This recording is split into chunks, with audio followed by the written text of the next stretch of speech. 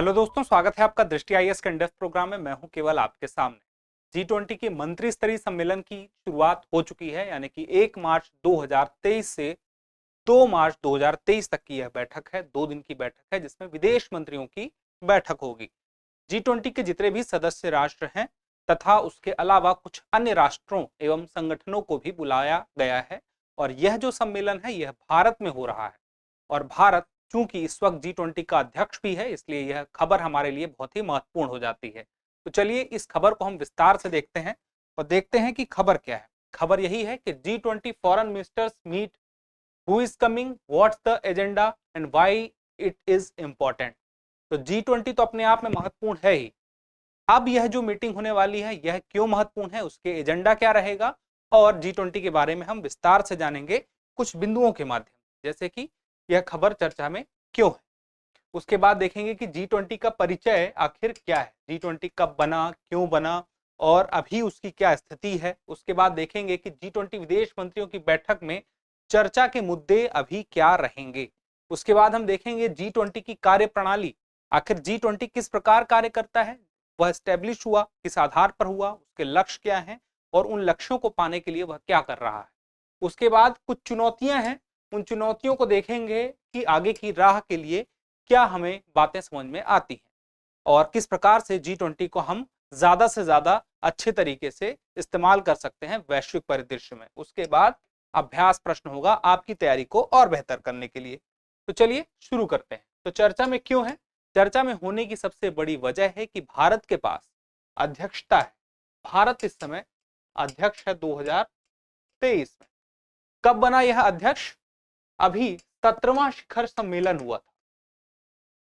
यह 17वां शिखर सम्मेलन कहां हुआ था, इंडोनेशिया के बाली में हुआ था। इस बाली में क्या हुआ, इंडोनेशिया अध्यक्ष था पिछले साल और इस बार अब कौन हो गया, उसने अध्यक्षता को 30 नवंबर को सुपुर्द कर दिया भारत को। और भारत जो है बाली में भारत अध्यक्ष बना कब से, 30 नवंबर को। तो उसको अध्यक्षता ट्रांसफर किसने, इंडोनेशिया ने, और भारत बन गया 1 दिसंबर से, 1 दिसंबर 2022 2022 की बात हो रही। और अब 30 नवंबर 2023 तक भारत इसका क्या रहने वाला है, अध्यक्ष रहेगा। और उसके बाद भारत के बाद अगला देश होगा ब्राजील, जो कि 1 दिसंबर 2023 से 2024 के वर्ष के लिए बना रहेगा। इस प्रकार से इंडोनेशिया, फिर भारत, फिर ब्राजील। अब चूंकि भारत इसका अध्यक्ष है, जितनी भी जी20 की बैठकें होंगी उसका समन्वयक कौन है, भारत ही है, उसको देखने वाला भारत ही है। इस प्रकार से देखा जाए तो यह जो बैठक है महत्वपूर्ण हो जाती है, क्योंकि इसका एजेंडा तय करने वाला भी एक तरह से भारत ही है। तो बात आती है कि कितनी बैठकें होंगी। पूरी साल भर में देखा जाए तो 60 से अधिक शहरों में 200 से अधिक बैठकें होती ही रहेंगी। किस प्रकार से होंगी, क्यों होंगी, उसको आगे हम विस्तार से अभी समझेंगे। लेकिन अब यह पता होना चाहिए कि कुछ बातें कि जी20 में जो यह आप देख सकते हैं जो लोगो है जी20 का, यह भारत सरकार ने ही इसे, भारत के प्रधानमंत्री नरेंद्र मोदी जी ने ही इसे कुछ दिन पहले ही इसे पेश किया है। और भारत 2023 इंडिया इसमें लिखा हुआ है जी20 के नीचे, यहाँ पे आप देख सकते हैं पंखुड़ियां भी हैं। उसके अलावा वसुधैव कुटुंबकम, one earth one family one future, क्या है इसका थीम लाइन है, थीम वाक्य है, आदर्श वाक्य जी20 का इस साल के लिए। अब बात आती है जी20 के परिचय। परिचय जान लेते हैं कि मुख्य बात है कि इसकी स्थापना वर्ष 2000 के पहले यानी कि 1999 में हुई थी, जिसके पीछे की मुख्य जो वजह थी वह थी कि वैश्विक स्थिरता को बनाए रखना विश्व में। लेकिन तब वह उतना महत्वपूर्ण समझ में आ नहीं रहा था, क्योंकि उतनी खास जरूरत पड़ नहीं रही थी। लेकिन वैश्विक स्थिरता, जो स्थिरता की हम बात कर रहे हैं, वह स्थिरता किस तरह से बनाए रखने की कोशिश की जा रही थी। जो विभिन्न देशों के वित्त मंत्री हैं, उसके अलावा जो केंद्रीय बैंक हैं, उनके जो गवर्नर हैं, उनके द्वारा यह मीटिंग होती थी, प्रमुख जो देश थे उनके द्वारा। धीरे धीरे क्या हुआ, पहले देशों की संख्या कम थी, 1999 में तो स्थापित हो गया था। लेकिन जैसा मैंने आपसे बताया कि वित्त मंत्री और केंद्रीय बैंकों के गवर्नर आदि ही इसमें मिलते थे इस बैठक में। लेकिन 2008 में जब अमेरिका इसका अध्यक्ष बनता है तो अमेरिका ने तय किया कि इसको थोड़ा विस्तार दिया जाए। और इसको विस्तार देने के क्रम में किया क्या, किया यह कि अब इस मीटिंग में, इस बैठक में, शिखर सम्मेलन में राष्ट्राध्यक्षों को भी शामिल कर लिया गया और इसके बाद से फिर राष्ट्राध्यक्ष भी शिखर सम्मेलन में आने लग गए। अब बात आती है कि इसमें कितने देश हैं। देशों की बात की जाए तो कुल 19 देश प्लस एक क्या है आपका यूरोपियन यूनियन, यूरोपीय संघ जिसको हम कह सकते हैं। वो कौन कौन से देश हैं आप देख सकते हैं, आपके सामने है, जिसमें से एक भारत भी है। उसके अलावा यूरोपियन यूनियन भी है। अब बात आती है यहाँ पे कि इनका लक्ष्य क्या था। देखिए, लक्ष्य का भी विस्तार हुआ जब राष्ट्राध्यक्षों को शामिल कर लिया गया। वित्तीय स्थिरता का मामला था, लेकिन वह मामला बढ़ गया और यही G20 था जिसने 2008 के दौरान जो वैश्विक मंदी आई थी उससे उबरने में, विश्व में एक नया रास्ता दिखाने में भी महत्वपूर्ण भूमिका अपनी निभाई थी। तो अब बात आती है इसमें कि वैश्विक स्थिरता की सुरक्षा तो करनी है, लेकिन जो विकसित देश हैं और उभरती अर्थव्यवस्था है उनके बीच में एक समावेशी सहयोग बन सके, जिससे कि बहुत ज्यादा दूरी ना आ जाए विकसित देशों और विकासशील देशों के बीच में। अब बात आती है कि यह जो G20 है यह महत्वपूर्ण क्यों है, यह समन्वय के लिए इतना महत्वपूर्ण क्यों हो जाता है। क्योंकि पूरे विश्व को अगर हम देखें तो उसकी 60% आबादी इस G20 ग्रुप के सदस्य राष्ट्रों के पास है। जो वैश्विक जीडीपी है उसका 85% इन्हीं देशों के सदस्य राष्ट्रों के पास है। कुल मिलाकर के अगर 100% पूरा जीडीपी है, यानी कि सकल घरेलू उत्पाद है पूरी दुनिया का, तो उसका 85% सिर्फ 19 प्लस यूरोपियन यूनियन के पास मौजूद है। वैश्विक व्यापार का 75% जो व्यापार होता है वह भी इन्हीं के द्वारा होता है। इस वजह से यह अपने आप में बहुत ही महत्वपूर्ण हो जाता है। इस वजह से अब हम देखें, चूंकि भारत पहली बार G20 का अध्यक्ष बना है और ये बैठकें भारत में ही आयोजित हो रही हैं और एजेंडा तय करने वाला भी भारत है, तो अपने आप में यह एक लाभ भी है और एक चुनौती भी है। अब आगे की बात आती है कि इनके जो प्रमुख लक्ष्य हैं उनको हम देख लें। जो लक्ष्यों का विस्तार हुआ, जैसे जलवायु परिवर्तन के मुद्दे पर बातचीत, चर्चा विमर्श, उसके अलावा सामाजिक सुरक्षा के मुद्दे, असमानता के मुद्दे, कृषि, प्रवास, भ्रष्टाचार, उसके अलावा वित्त पोषण, मादक पदार्थ की, उसके अलावा जो खाद्य सुरक्षा की बात करें, और एक जो सतत विकास लक्ष्य है संयुक्त राष्ट्र का, 17 सतत विकास जो लक्ष्य हैं, उन 17 लक्ष्यों की प्राप्ति के लिए भी इनमें चर्चा होती रहती है, बातचीत होती है, बैठक होती है। तो G20 मेंबर दुनिया भर में कहां कहां पर मौजूद हैं, तो आप इस मैप में देख सकते हैं, वो सारे देशों के नाम इस नक्शे पर मौजूद है। आप देखेंगे तो पूरी दुनिया में हर जगह पर आपको हर कोने में G20 के मेंबर दिखाई दे रहे हैं। अब बात की जाए इन्हें किस प्रकार से बांटा गया है, तो देखिए 19 राष्ट्रों को 5 समूहों में विभाजित किया जाता है। प्रत्येक समूह में 4 देश से अधिक नहीं होते, यानी कि हर समूह में 4 देश होंगे अधिकतम। भारत भी किसी एक समूह का हिस्सा है, तो भारत जो है समूह 2 का हिस्सा है भारत। इसमें 3 और देश हैं। कौन कौन से देश हैं? रूस है, दक्षिण अफ्रीका है और तुर्की है। ये 3 देश को मिला के भारत चौथा देश होता है और इसी के साथ ही समूह 2 है भारत का। और कितने समूह है? कुल 5 समूह है, तो यह भी आपको पता होना चाहिए। और एक बार थोड़ा और विस्तार से देख लें तो सारे देशों के नक्शों के साथ में आपको सारे देश जो सदस्य राष्ट्र हैं वो आपको दिखाई दे जाएंगे। आप चाहे तो स्क्रीनशॉट भी ले सकते हैं। उसके बाद आगे हम देखते हैं, तो देखिए चर्चा के मुद्दे इस बार क्या रहने वाले हैं, जिसमें भारत का प्रयास है कि जिन मुद्दों को पहले तरजीह दी जाए। तो मुख्य रूप से देखा जाए तो यूक्रेन का जो मामला है उससे अभी निकला नहीं जा सकता, उस पर चर्चा होनी लाजमी है, होके ही रहेगी। क्योंकि बैठक के पहले ही विभिन्न देशों के विदेश मंत्री यह बात कह चुके हैं कि इस पर चर्चा की जानी चाहिए। और चूंकि कोई ना कोई देश किसी न किसी एक देश के साथ पक्ष में खड़ा ही हुआ है। भारत की बात करें तो भारत का जो स्टैंड है वह साफ साफ है कि वह युद्ध के पक्ष में नहीं है। और यह वो भारत की तरफ से स्टैंड भी आ चुका है, प्रधानमंत्री की तरफ से भी आ चुका है, यह समय युद्ध का समय नहीं है, यह काल युद्ध का काल नहीं है। तो इस पर चर्चा होगी ही और प्रयास रहेगा कि एक आम सहमति इस मुद्दे को निपटाने के लिए बन सके। उसके अलावा जलवायु परिवर्तन का मुद्दा भी बहुत ही गर्म है, इस पर भी प्रॉपर चर्चा होगी। उसके अलावा तृतीय विश्व ऋण की बात करें तो तीसरी दुनिया के पास जो पर्याप्त ऋण है, उस ऋण के लिए किस प्रकार से उसका समाधान किया जा सके, उस पर भी पर्याप्त चर्चा होगी। तीसरी दुनिया से तात्पर्य अगर आप समझ रहे हैं तो अच्छी बात है, नहीं समझ रहे तो एक बार के लिए आप कमेंट बॉक्स में जिन्हें पता है जरूर बताइएगा। अब आगे देखते हैं भोजन और ऊर्जा की कीमतों के बारे में। देखिए, एक तरफ तो जो युद्ध हो रहा था, उस युद्ध के बाद क्या स्थिति बनती है कि महंगाई, चूंकि आपूर्ति पर्याप्त नहीं हो पा रही थी, ना तो भोजन की आपूर्ति, खाद्यान्न की आपूर्ति पर्याप्त हो पा रही थी, ना तो ऊर्जा के जो भी संसाधन है उसकी आपूर्ति हो पा रही थी, और ऐसी वजह से क्या हो रहा था, कीमतों में वृद्धि हो रही थी, यानी कि क्या हो रहा था, इन्फ्लेशन की समस्या धीरे धीरे सामने आती जा रही थी और अभी भी आती जा रही है।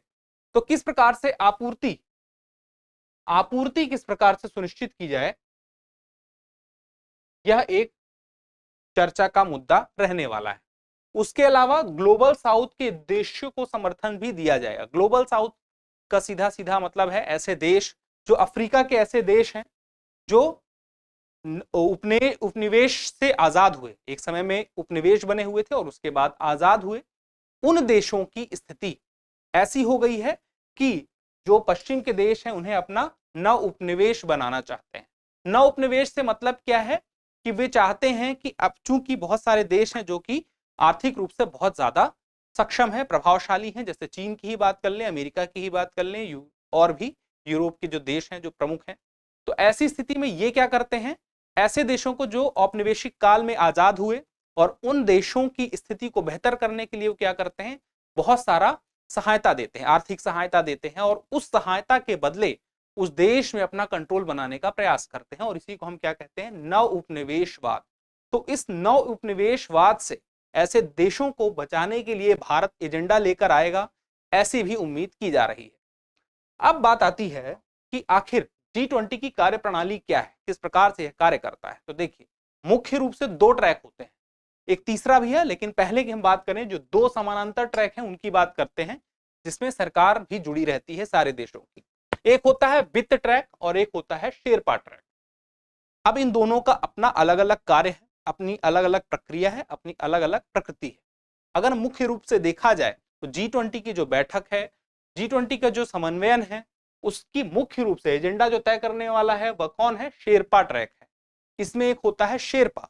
वह शेरपा जो होता है वह कौन होता है, शेरपा होता है राज्य का जो प्रमुख होता है उसके द्वारा एक जो प्रतिनिधि तैयार किया जाता है वही शेरपा होता है। शेरपा का एक अलग मतलब भी है, जैसे कि जो नेपाल के क्षेत्र हैं, तिब्बत के क्षेत्र हैं, जो हिमालय में चढ़ के जाते थे, ऐसे लोग जिनका एक खास जेनेटिक होता था और बहुत ही ज्यादा अच्छी मात्रा में ऑक्सीजन का अवशोषण वे कर लेते थे, इस वजह से उनके नाम पर ही यह बना है शेरपा, क्योंकि हिमालय की ऊंचाई पर वह आसानी से चढ़ जाते थे। उसी प्रकार से एक बेहतर स्थिति, एक बेहतर ऊंचाई तक वैश्विक अर्थव्यवस्था पहुंच सके, उसके लिए यहाँ पर समन्वयक को नाम दिया गया है शेरपा, जो लेकर जा सके। तो उसी शेरपा ट्रैक का नेतृत्व जो करता है वह दरअसल क्या होता है, G20 का सबसे प्रमुख समन्वयक होता है और वही एजेंडा तय भी करता है।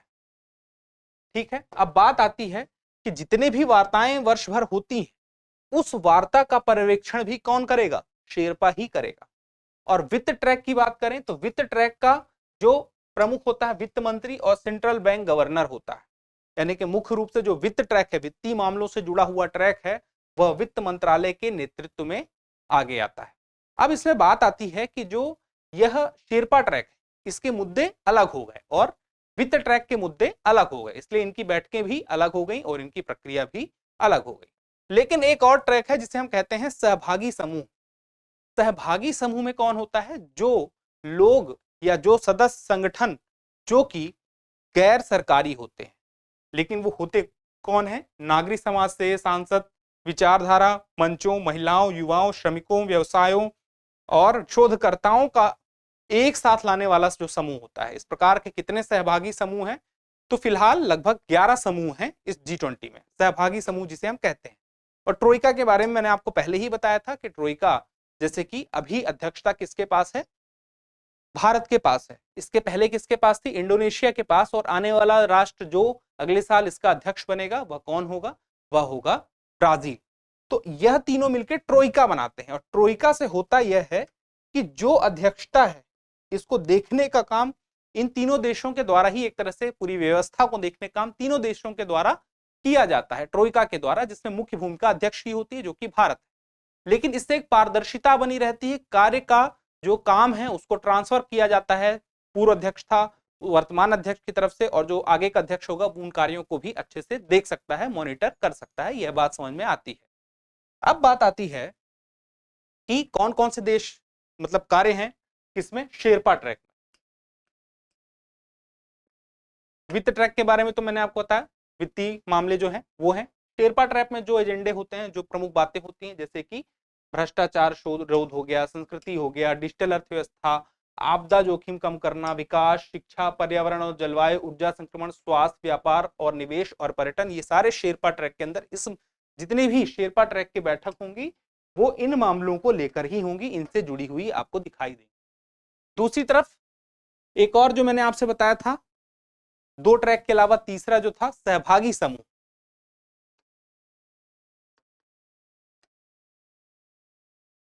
यह सहभागी समूह से जुड़े हुए समूह है। बिजनेस 20, सिविल 20, श्रम 20, संसद 20, विज्ञान 20, SAI 20, startup 20, think 20, urban 20, women 20 और यूथ 20। जिस प्रकार से मैंने बताया जो इसका उद्देश्य है, उसी उद्देश्य के लिए यह भी साथ साथ गैर सरकारी जो संगठन होते हैं वे हर देश के संगठन जुड़ के मिलकर कार्य करते हैं, बैठक करते हैं। अब बात आती है चुनौतियां और आगे की राह क्या है। देखिए चुनौतियों में एक बहुत बड़ी चुनौती यही है कि सबको साथ में लेकर चलने की। एक तरफ जहां नेशन फर्स्ट की अवधारणा भी आती है, अमेरिका चाहता है अमेरिका फर्स्ट हो, चीन चाहता है चीन फर्स्ट हो, तो ऐसे में अपना हित छोड़ के सबका ही ध्यान रखकर वैश्विक सहयोग को प्राथमिकता दी जाए तो बेहतर है।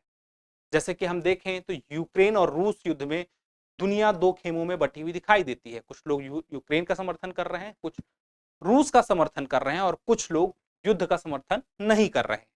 तो ऐसी स्थिति में एक बराबर प्लेटफॉर्म पर सबको लेकर आया जाए, एक बराबर प्लेटफॉर्म पर लाकर सबसे बात की जाए, एक बराबर निष्कर्ष पर पहुंचा जाए, उसके लिए G20 अपनी भूमिका निभा सकता है।